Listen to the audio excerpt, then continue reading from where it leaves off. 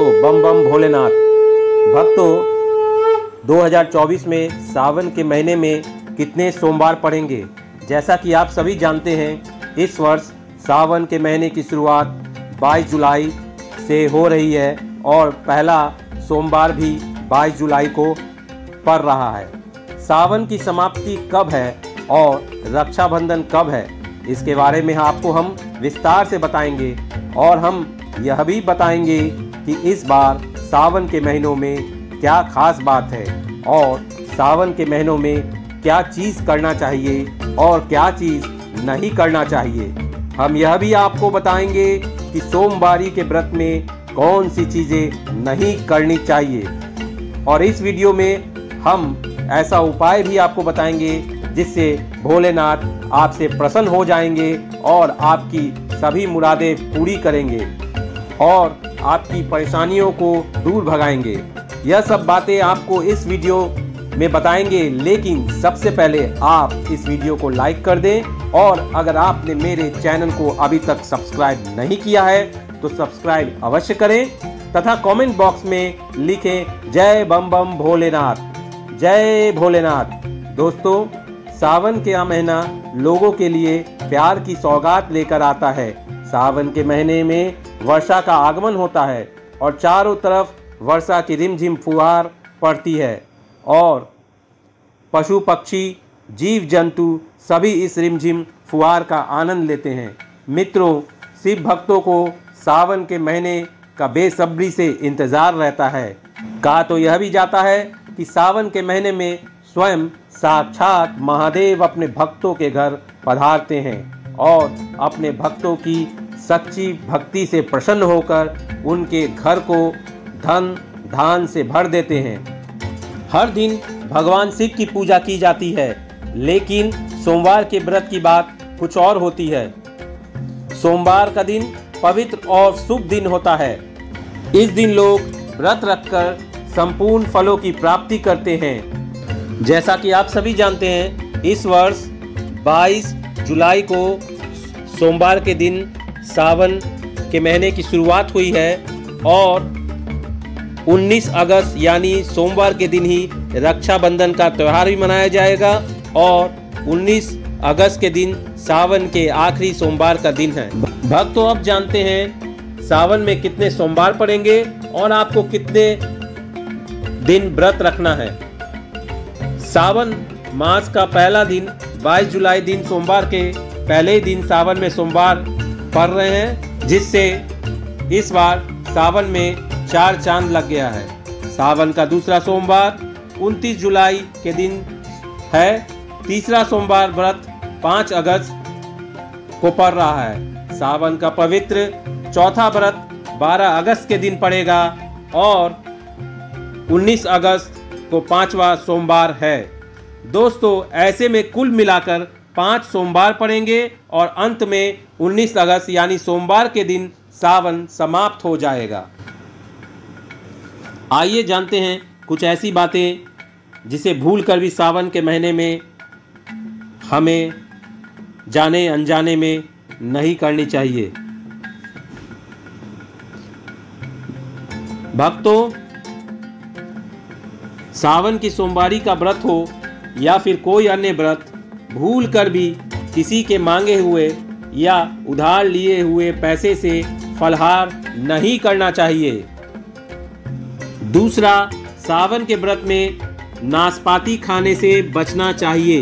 भक्तों, सावन के महीने में नाशपाती खाना शुभ नहीं माना गया है।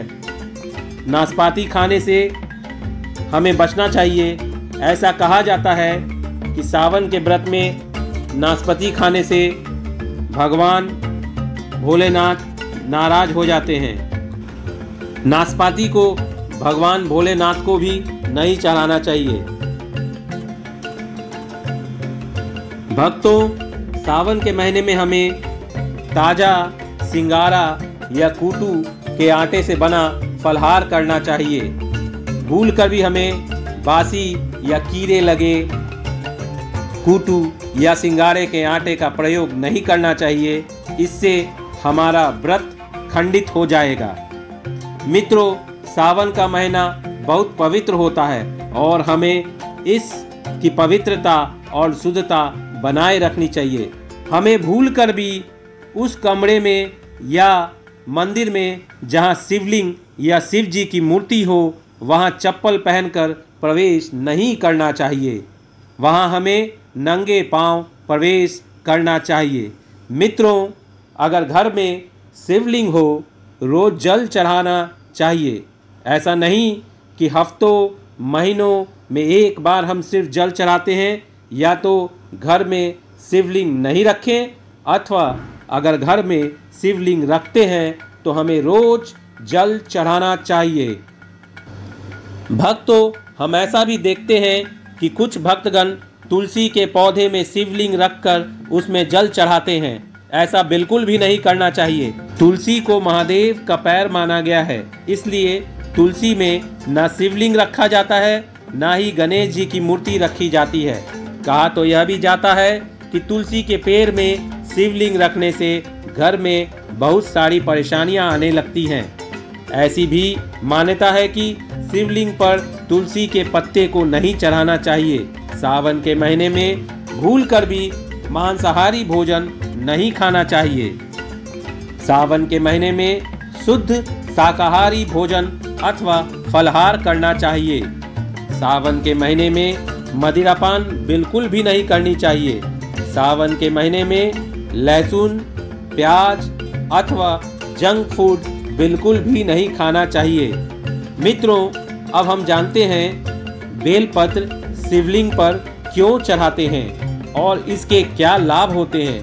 शास्त्रों एवं मान्यताओं के अनुसार बेलपत्र चढ़ाने से शिव जी का मस्तक शीतल रहता है। आइए पहले हम यह जानते हैं कि बेलपत्र का उपयोग और इसके लाभ कैसे मिलते हैं। भक्तों, आइए जानते हैं कि बेलपत्र का उपयोग और इसके लाभ कैसे मिलते हैं। भक्तों, तीनों लोकों में जितने तीर्थ स्थल प्रसिद्ध हैं वे सभी तीर्थ स्थल बेलपत्र के मूल भाग में स्थित माने जाते हैं। इस बात को शायद ही कोई जानते होंगे। जो व्यक्ति बेलपत्र शिव जी को चढ़ाता है उसे कोई भी धन की कमी नहीं रहती है और उसके परिजन खुशहाल रहते हैं। भक्तों, बेलपत्र के वृक्ष के मूल भाग की गंध, पुष्प आदि से पूजा अर्चना जो भी व्यक्ति करता है उसे मृत्यु के पश्चात शिवलोक की प्राप्ति होती है। तो आइए जानते हैं बेलपत्र से जुड़ी कुछ खास बातें। चतुर्थी, अष्टमी, नवमी, चतुर्दशी और अमावस्या तिथियों को संक्रांति के समय और सोमवार को बेलपत्र नहीं तोड़ना चाहिए। पूजा से एक दिन पूर्व ही बेलपत्र तोड़कर रख ले। भक्तों, आपको बता दें बेलपत्र कभी अशुद्ध नहीं होते हैं।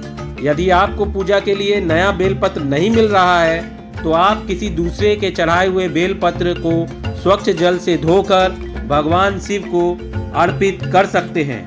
भक्तों, बेलपत्र में 3 पत्तियां होनी चाहिए। भगवान शिव को अर्पित गलती से भी मत करना कटी फटी पत्तियों को। ऐसा करने से भगवान भोलेनाथ का अपमान माना जाता है और बेलपत्र का भी।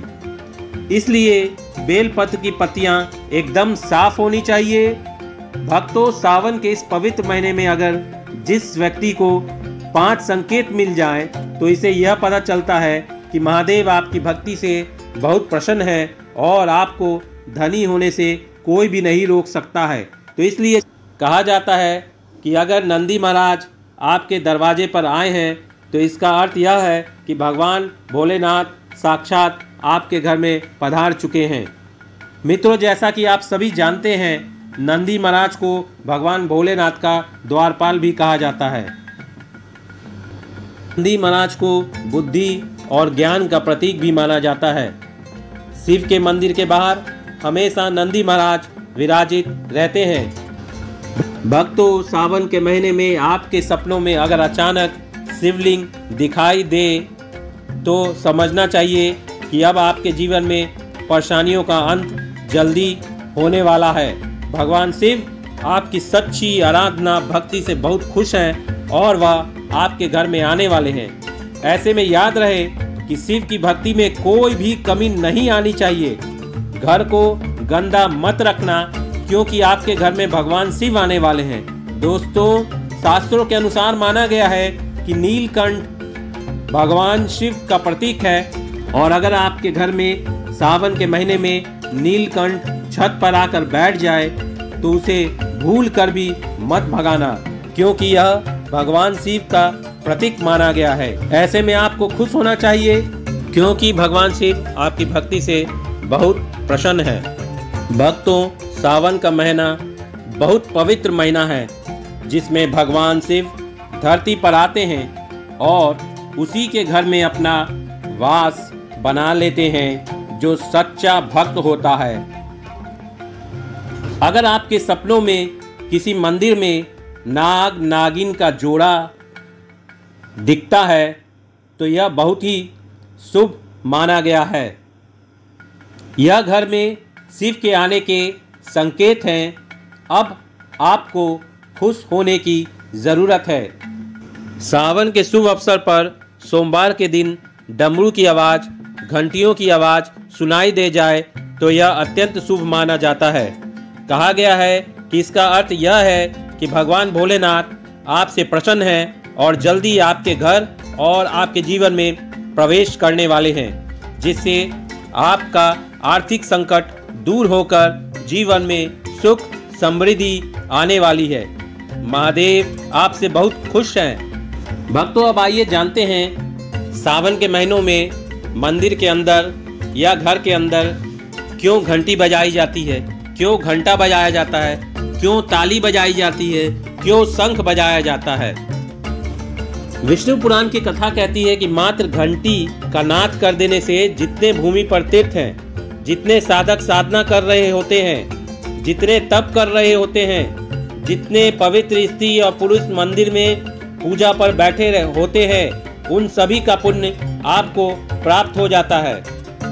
महादेव आपसे बहुत खुश होते हैं। शिव मंदिर में जाकर तालियां क्यों बजाई जाती है? ऐसा कहा जाता है कि तालियों के बजाने से उस समय जितने भी स्त्री पुरुष मंदिर में बैठकर भजन कर रहे होते हैं, पूजा पाठ आदि कर रहे होते हैं, अभिषेक कर रहे होते हैं, उन सभी का फल आपको प्राप्त होता है और हमारा भाग्य प्रबल हो जाता है।